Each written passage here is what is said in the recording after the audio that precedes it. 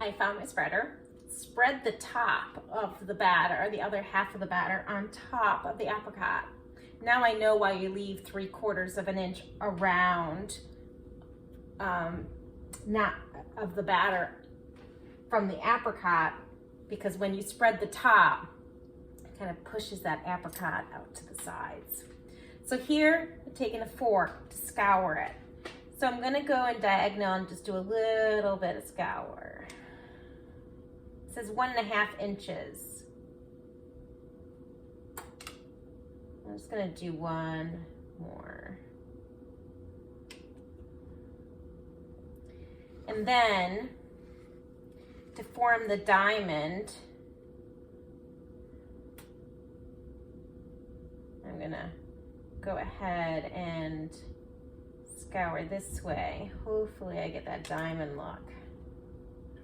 Don't know if I'm gonna get it, if I did this right. Oh, I think I got it. First I wasn't visualizing it, but I think I got this. All right, so I did the scouring. I'm gonna make sure I get down so you can see the scouring.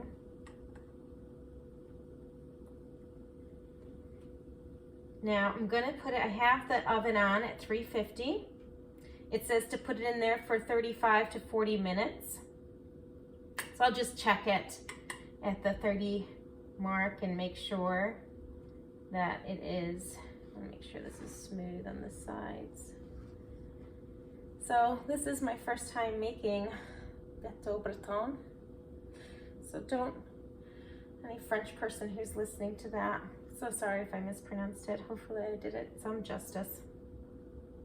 Okay, from Brittany, my little scoured top.